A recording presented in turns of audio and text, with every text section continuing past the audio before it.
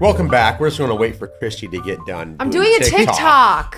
I'm doing a TikTok to promote our podcast because let me tell you, folks, if you haven't already, make sure you subscribe and follow and love us. And also just tell us, you know, in the reviews, sometimes it's really nice to hear what you guys are thinking of the show. Not always, but sometimes. Yeah, like maybe keep the negative comments, you know, from... We love to hear from the Stevens fans. Yes, the Stevens fans. Yeah. I live off of animosity and bacon. Yeah, Neither of those things are going to do you well in life. It will kill your heart after a while. I love that. He's got bacon in his blood. He's got bacon in his blood. In my soul. You open him I up, live he on bleeds bacon and grease. anger. No, what if there You know was what? Those people are the ones that probably live forever. I know. It's true. It's true. Sadly, You can't kill angry inside. people. They just live forever. We do. Angry, The ones who are all love do. and joy seem to die too They're young. snuffed too out. early. Good die young. The man. assholes live forever. Oh, So You know what? Well, maybe that's just what evolution I'm is. gonna just start to sing randomly, like an old actress lady, like.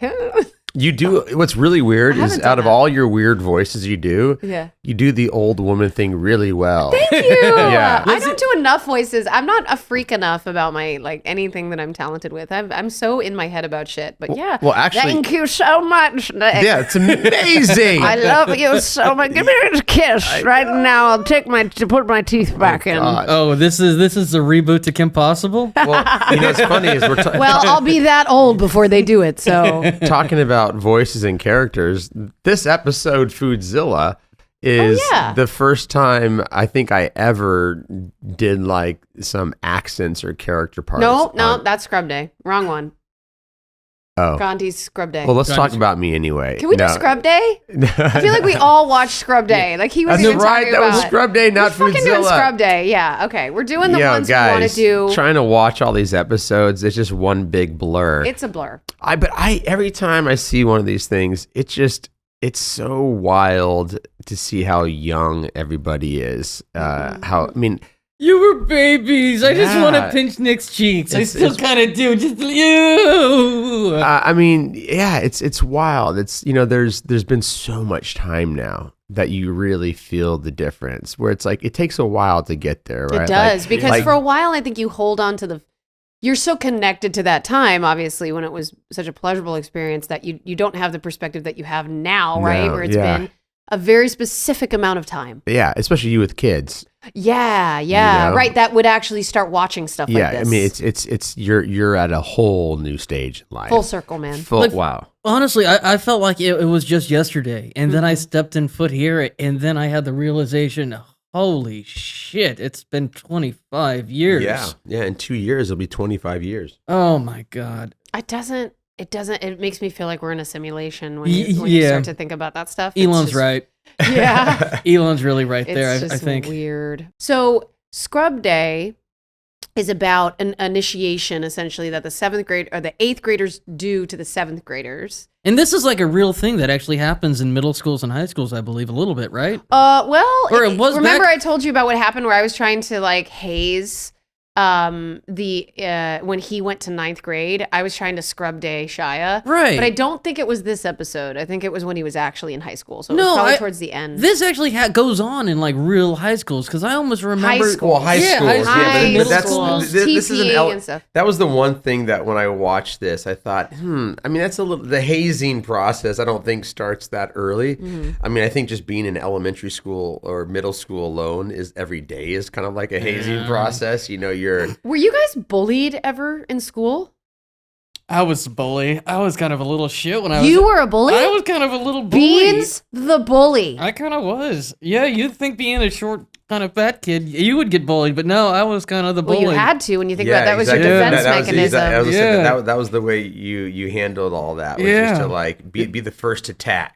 I kind of feel like it, yeah. If anything, I was kind of a little shithead when I was a kid. It's good to take accountability, Yeah. man. And then that's cool. And you? Were you? No, I was never a bully, but it's interesting because I was always like I think coming from a family with 6 sisters, I don't know what it is, but I was around, women so much in my life that I was always attracted to women. Like I never went through that boy phase where like women were gross to me. I was always attracted, and I always wanted to be liked by. I mean, I still remember the first girl I had a crush on from like 3rd grade to 8th grade, Lauren Laziski, Luczyi, not stalkerish at all. I just never forgot her name. Should we Google her? No, I'll go down that road. Have you Googled her? What is she doing now, Nick? No. It's super sweet. But I mean, like there was these 3 girls that I just wanted to like me so much, and so I spent there was no bullying, but it was kind of like this constant battle to like win their favor, and it never worked out well for me. Like, what would you do though? Like, what kind of stuff would you do? No, it's just like, you're always trying to entertain and please and like follow them around. And it was like, I'll never forget that I actually learned, this was back when Thriller came out. Oh, did you learn the dance? I learned how to do the Thriller dance. I feel like we all did back in the day. That was even before my time. You know what's funny is there was another girl in school who was an older, like upper classwoman, class girl, Vanessa Richardson, and she was the one who I actually learned Thriller for, to try to do it for. When I did the Thriller dance on the the playground for Vanessa Richardson, and she thought it was really cute. Is there video of this? So I cute. so want to see this. But video. yeah, I was not athletic. I never saw myself as an athlete, so I was never bullied. But I also never felt like I fit into that mold.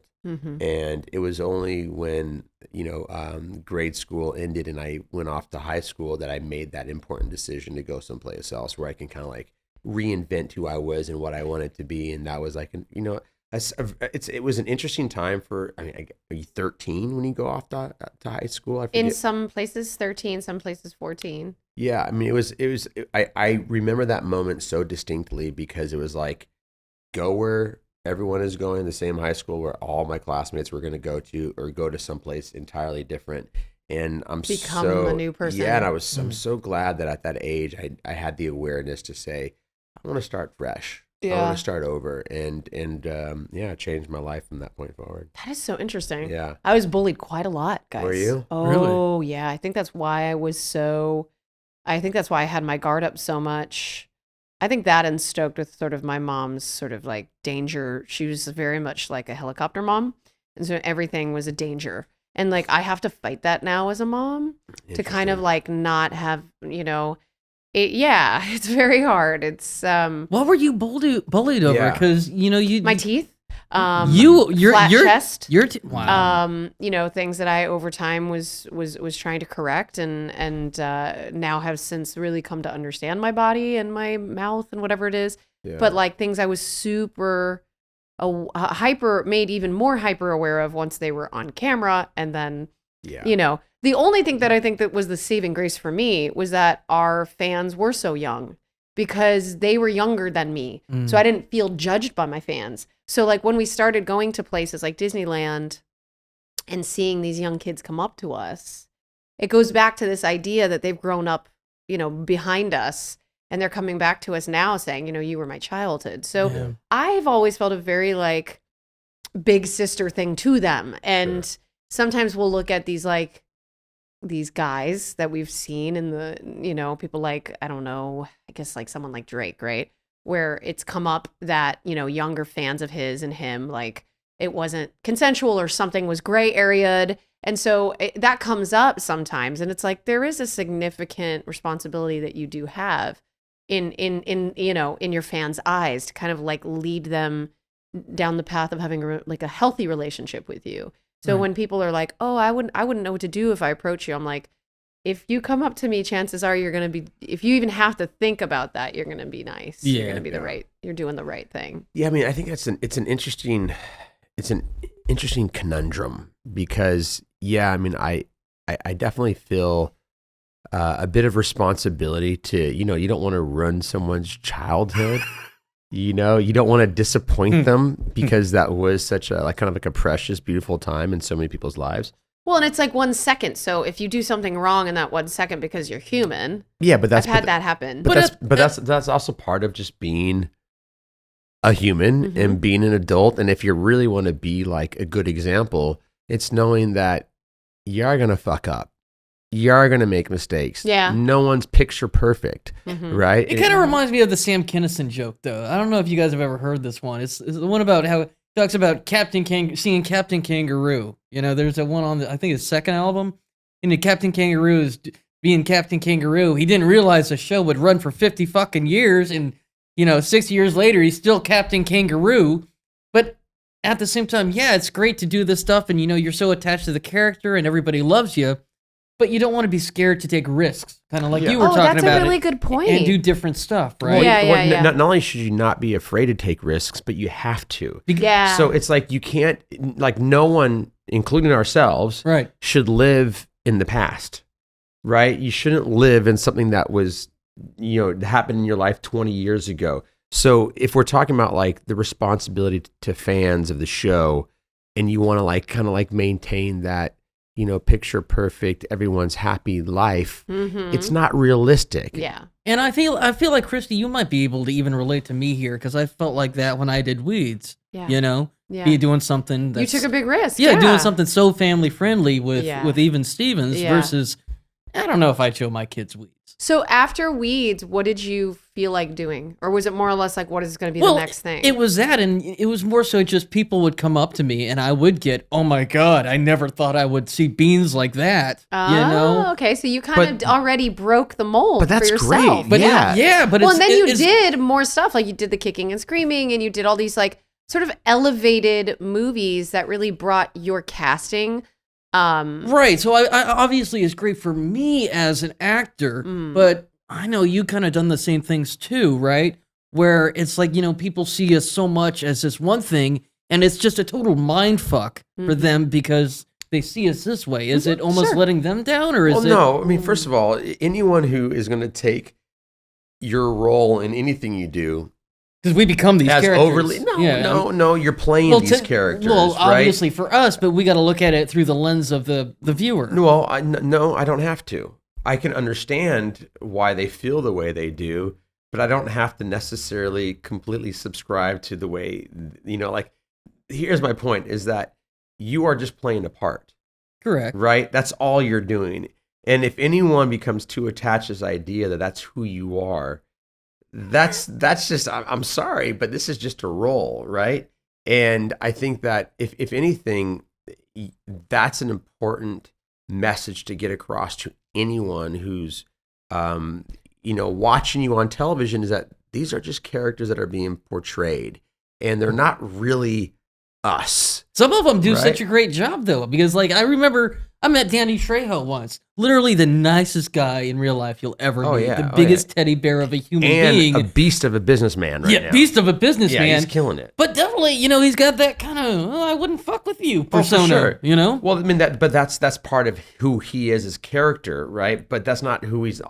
Actually, he's gotten really good at just playing himself in everything. But like, if you're a character actor, you can play many parts. It doesn't make you a killer. Right, yeah. It doesn't make you any of these things. And I think you're right. I think Danny Trejo is actually a really great model for you, Stephen, as an actor personally. Because definitely. I think like you still have so much time to craft a character career for yourself with the right kind of projects and like working with the right people who get you for who you are now.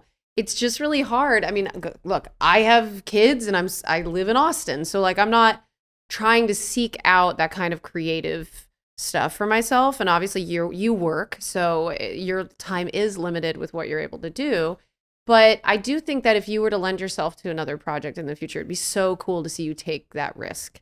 Right. And like, I am manifesting that for you. And I think you're really talented. I always have. And you deserve respect, like, cause when you're that young and you're leaning into your essence that way that you did, like we've heard it. Our creator told us as a guest, he said that you were dangerous. Yeah. That's cool. Ooh. No, literally that means that you were an artistic killer. Yeah, for sure. At a very young age. And you made bold choices. And you have the ability to recreate yourself now, however you want that to be. And in order to do that, though, you kind of have to focus on the present. You have to kill the past. Dude, it's so fucking hard. Yeah. Oh my God. No, you have to kill the past. And so hard. Well, that's kind of hard to do when we're literally doing a podcast about something 20 years later. So, you know what? I struggle with this every single day because my social media content sometimes has to lean into the things. Sure. But what it is it's that your perspective as you just are now. You have to like believe in the value of yourself and your perspective first. Absolutely. Yeah. And then you start to do what you want with that. And we actually had this conversation about, okay, you know, what is It's the so tone frustrating. of this podcast, and where does it go for us, right? And you know, obviously one aspect of that is we don't want to run what this show was for so many people. Yeah. But part of that is appreciating what we had, reliving those moments, but also acknowledging that was a special time in our lives, a special time in the fans' lives, but that doesn't mean that we're stuck there. Here's the thing, Nick. I think like because I feel like having a baby was what got me sober and metamorphosized my entire like body and mind, right? And I don't know where I would have fucking been without that, honestly. I don't even know if like my husband would have been like stayed married to me. Like it's very dark stuff, but at the same time, like I was sort of baptized, you know, like physically and spiritually because of that. And it doesn't have to hurt. Like I always thought that change had to hurt in order to feel comfortable, or not comfortable, but effective. And now I'm realizing that the right change for you, if you're living authentically and if you're doing things that feel right, it'll just feel more simple. And it's all heading into, I like what Nick was saying, is sort of in a deeper direction as we are talking about these episodes, right? So this episode, to sort of segue back into it. I'll try. Before we do, just because you mentioned something that I think is important for anybody. You talk about like it doesn't have to hurt. Things don't have to hurt. Right. I will say though, most positive change is uncomfortable. Oh, it's uncomfortable, but it doesn't have to. It doesn't have to draw so much from you that it's toxic. No, I guess my point. 100%. Yeah, it should be like uncomfortable, but not toxic. So I every month I fast 3 days, right? And that's become a new thing for me. And when you fast, you realize real quickly that hunger isn't exactly what we think hunger is. And what I mean by that is, in our society, we're constantly numbing ourselves or sedating ourselves with food, even while we're here on set. You know, we're constantly munching, and it's like we feel the tiniest bit of hunger, and we think, I got to eat. It's like, no, you actually don't have to eat. That's just a state that you're feeling. It's just a feeling. It's just a state, but it's not telling you that you have to eat. And the more that you can endure that you actually allow your body to go through some really amazing changes that are good for you. So the point is that when you feel pain, you don't have to numb the pain or push it away. No, let it happen. And positive change comes from that pain. Like having agency over your pain. Because it forces you to do things that you otherwise wouldn't do or wouldn't experience. So like one of my things is be uncomfortable. Yes. I don't want to be comfortable. Comfortable kills you. Well, because I think and this is like from growing up in the business, a lot of things end up becoming transactional, like even just in regular life. Like you're like, what am I getting out of this, right? Yeah. And that's important because that's the way that you survive. But at the same time, if you start to trick yourself into saying, okay, self-care would actually be transactional because I would end up benefiting from doing the right thing, I do think you can start to build up from not truly understanding how to take care of yourself. That's just been my personal thing. But I talk a lot about this already, which is why I think I'm primed to be able to speak through the microphone about this. And I know it's probably really uncomfortable for other folks that may not be talking about this as freely, but I've been very blessed in that I actually have a lot of support from at least my fan base. And I feel like the folks that feel like we were their childhoods will do nothing but give you the love that you deserve to, Nick and Steven, where, people are just happy to see you, like around and strong and alive. Well, and I think that's the risk that you have to take. Like we're talking about how, Steven had this edge, like a little dangerous, he walked into the room and wasn't afraid to try something off the wall. Right. unpredictable is actually the term that Matt Dearborn used. And I think that you have an obligation to yourself throughout life to not be so concerned with how people think of you or how they remember you or what they have to say about you, because then you can never really truly live and find out what you're supposed to be like. And even like what we were talking about sometimes, like when you do the work and don't think about the results. Well, you kind of go into that voice, that character voice that you like, and that is almost a crutch in itself, right? Yeah. And it's like, you know what works. You know, you do your shtick. No, you know what works. You know what worked. Yeah. Right? Your shtick. Your shtick. But you have to kind of keep playing with new ideas and find out who you really are right now. And that's something and it's going to change on a daily basis. It's exactly. You know? It doesn't stop no matter how young or old you are. You're constantly confronted with that. Yeah. Right? And it's like, I think the one thing, I know we're so far off this episode right now, but you want to give me a noogie to make you feel better? Let me just kiss you. Oh. Well, I mean, I was trying to, segue back into scrub day. Oh, back into scrub day? Yeah, okay, well, let's scrub your head. We'll get back to it. Yeah, anyway, I think... We'll continue this topic, too. Yeah. So I think that it's like, the one thing that's different now for most people from at least my parents' generation is that you spent most of your life trying to become an expert at something. You wanted to be a professional at something because then you had a title that you can grow into, and in a way it's positive because it's like if someone like asks what you do, you have an answer. I know who I am. I know what my life is about. I've studied this. I have a degree. I'm a professional, and that's really valuable because then you have this you can only fall so far because you have this like level of confidence about who you are. But the reality is that doesn't make you anything. And people are confronted with that midlife crisis because they finally have to deal with the fact. They fell so far off their path. Like, oh my God, I don't really know who I am. I say this is who I am, but I don't really know who I am. And so no matter what title you carry, you're still confronted with that at some point in your life. Becoming a mom is one of those huge moments where it's like, holy shit. Yeah, that's why when there's certain types of moms that I can accept, but I don't see myself in. And that's sometimes a bit of a red flag. And I'm like, okay, I can't have that energy. They're not part of my tribe, but I can still accept them because they're still moms, right? And so we still have some similarities, but not all moms are the same.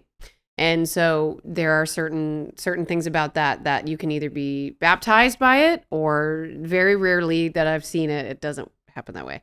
So we are so fucking far off from this. I know, but we've got to get back. We've got literally 5 minutes. We got 5 minutes left. Okay, so we're gonna go ahead and redirect. But there's a lot of transformation. I will not accept you talking about the transformation. I'm not. Listen, I'm talking about the episode. Okay, oh, you are? Because all this stuff that we're talking about is about transformation, and in this episode, and coming of age, Yeah. Exactly. There's all these transformations that happen in this story. And metamorphosize with Shia's character Lewis coming of age. Exactly, this coming of age moment. Here, Come bro. on, I got this. I Gandhi. It is the change of life. Yes. Which was Abe Lincoln. Abe Lincoln. Okay, this had to be for me. Honestly, it was a really good. And that's like we talk about one this. of my your B story. I enjoyed this episode a lot, not just because I was in it so much. I was not in it at all. Which I was out there living my life. You were mimicking life here. Yes, for you. I got to recreate myself quite a bit and play all these different roles. So funny. Which I gotta say, my Rocky impersonation was pretty damn good. That was that was a good one. I was shirtless a lot, which was not uncommon for me. Did they oil you up? No. I just did a bunch of push-ups to sweat it up. Yeah, did you have to get into shape? Did you do like knowing you'd be shirtless a lot in the show? I didn't have to get into shape, but I guarantee you, that. Anytime I was off camera, I was probably pumping out some push-ups for sure, for sure. So basically, like it's a hazing from the 8th graders to the 7th graders. And originally it's all of the 7th grade. So everyone's freaking out. Tawny, Twitty, and Lewis mostly are very much feeling threatened. And then, of course, Larry Beale, Eric Youngman's character, Ivan. Yeah. They're hilarious. So good. Oh, wait a minute. I think we actually Oh no, is that Foodzilla that we see Brandon Yeah. Baker? You know, where do we see Brandon Baker? That's Foodzilla. I don't even know what Brandon Baker Yeah, I is. don't know that. He's Johnny fucking Tsunami. Oh yeah, that guy. That's one I after love this. him. I think that's one Okay. after this That's episode. Foodzilla. I have no idea. One thing though, I don't know if we'd be able to do Scrub Day in today's era. Oh, let's talk about it. Because, so we I mean- started by talking about bullying. Yeah, and then we went around. And Here we go. Just Yeah. recently in the news, there was that one college campus where a kid actually died from a hazing ritual, right? Yeah. Well, I mean, So- it's not just once. Yeah, there's been a couple of them, right? So Yeah. would we be able to do Scrub Day? Well, I think that hazing has definitely changed on college campuses, but it's definitely not gone. But I think what's interesting about this is when I watched it, I thought there's no way you had these hazings going on in middle school. But I do love Principal Wexler's kind of like support of this whole thing. Oh, it's horrible. I mean, it really made it. He's like, "Good luck, bitches." Yeah, it's like really, the it really made Purge. it funny. That's what he that kind of kind made of it was like. Yeah, it was parents' totally the attitude. Purge. That was parents' attitude back then, though, wasn't it? I mean, A that was little my bit. parents. It was like, yep, No, it'll make I a mean, man out of you. You know, that type of shit. You keep acting like this happened 50 years ago. It wasn't that. Well, it was 25 years ago. Okay, Well, a fine. lot For has you, changed might in be terms of the 50. bullying. Like the bullying thing Yeah. has definitely changed since then. Oh, I mean, it's definitely become. Put much some hair more- on your chest. That Yeah. was very much the But I mean, I don't mentality think. back I don't. I then. mean, I I didn't. know what you mean. I'm older than you, and I didn't grow up in an era where my parents were supporting like the idea of hazing or bullying. But and I grew up in the East Coast I where did. actually bullying is, I feel like significantly, it's more competitive there. And I know this because I was speaking to my husband about how he went to public schools in Orange County. And he was like, yeah, it was a melting pot. Like my best friends were all races and ethnicities. And the only thing that would like bring us together is if somebody was picking on a handicapped kid, we'd beat the shit out of them. And like all of Wow. us beat the shit out of them. It was like, that's the thing is like the cool kids were actually, they fought for the right things. Whereas in like Connecticut, if you didn't wear Abercrombie or if you didn't, and these are at regular schools, it's just like people were so petty. So I don't know, man. I don't know if it's an East Coast, West Coast thing, but there was definitely bullying my whole life, and it was not fun. I thought it was a real fun episode. Oh yeah, it is really fun. Yeah, no, it was maybe a little far fetched in terms of the whole hazing. Yes, kind of it is. I think it's element. intentionally far fetched. But this right? was again one of the first shows. One of the newer ones. One of the newer shows. Okay. With the new executive producers, a new writing team. I think you saw a lot of that kind of like big comedy in this, Yeah. like the big bowl of chili. Which we know was not everyone enjoyed so much because the chili actually had some spice in it that irritated the skin. Is this confirmed? Do we know about this? Well, no, I mean, I recall there being drama on the set Okay. because of that, right? Okay. Like, but then the other kids got in too, Margot and AJ. they had to. Well, yeah, so but they weren't in it as long as he was. I mean, well, I think you're doing so many takes of it, right? That I think you did get some of that, but he definitely wasn't in as long as they were. But Sure. it just, I mean, who knows? Maybe it was just being annoyed with being in a big bucket of whatever it was, tomato paste and chili and all that. Yeah. Oh, and I But- remember I pour a bucket of it as well on Ty, and it got in his eyes. And I yeah. remember him feeling like that. So, yeah, I mean, our props, I was actually going back to our props department, and I actually want to give them their due because, and You they wanna give will not props listen to some this. props? I want to give props Oh. to their Give flowers, some as the props kids to say. props. God, that was corny. Nick. But for real, you guys, I liked it. I love dad jokes, though. Nick, that was a pained- dad bad. joke. Oh, that pained me, dude. Oh, really? Oh, that hurt. We call that cringe. Oh. The kids call it cringe. Oh, and That was a dad. That is that was cringing. dad Oh. joke. I like a quality. dad joke. I No, mean, puns are just fun. But Yeah. even watching the show, it was so, especially that episode at the end when they show, Ty getting hit with the chili. Yeah. It was obvious he was in pain because you no. literally see him shaking. Oh, and no. the take they used literally was him shaking, going, Oh, we got to ask him about Wow. that. He'll You be gotta on at watch it, some yeah. point. But look, the chili debacle, if that's the worst really that's Yeah. ever happened on our set, we are so blessed. But yeah, I mean, look, I think it is a really great episode. You guys should check it out. Disney Plus obviously is where you can watch all of these as we are watching them together in that order. And I loved you as Gandhi. Yeah, tell me what you think about half naked Donnie. No, but then you have the toga on And- and a bald, and you would Yes. absolutely be canceled. So two things you couldn't do from I don't. this Well, episode. I don't know if I don't think I get canceled because of the Gandhi character. I don't think the Gandhi character would get canceled only because I try to portray him in a very But was it Positive authentic? light. Did you have underwear on? Was it authentic to the monks? Absolutely. Yeah, There was no underwear. But what's funny is that little. I'll never forget the way that they brought him in. They had to put him on a cart or like a platform, and they pulled me with the string to have me roll in like I'm floating in. Yeah. Floating in scene. Which, that's so funny. It's actually the only episode that you see Donnie on. In the school. In school. I was going to say, the only episode I've never seen you in school, and you visited him. Yeah. In a final thought on this, and then we'll wrap it up, is that I think this is another episode where you really get to see the whole family helping each other out. Absolutely, yeah. The brother shows up after Lewis calls him, and he's like, you got to help me out. And he shows up out of nowhere right at the moment. And I love the way that you deal with Ty. You're like, yeah, shut up. Let me handle my brother. You could smash him in a million pieces right in that moment. I feel like you made that, Nick, as a choice. The way that you said it to him, and I was like, "Oh, that's really a great. That was a great moment." Shows a big arc there. For the this you mean Arch? No, arc. I know. I'm doing a throwback to our other conversation, but it is interesting because it's one of the few shows where the rivalry between you and Lewis's character is not really there. You're actually supporting him. I'm right? like, what do I do? How can I help? You're helping him out a little bit, helping him hide. But it also made me think of like one of my older brothers showing up. Never did, but like my brothers would show up and come to my defense, and so it was kind of fun to see that happen in this scene where the family's kind of coming, or in this show to see the family coming together. Yeah, this is a good episode, so go check it out and come back next week for more. Even more Stevens. See you guys. Thanks so much for watching this episode of the Even More Stevens podcast. For clips from our pod, go ahead and check out the Podco YouTube channel. Links in the description.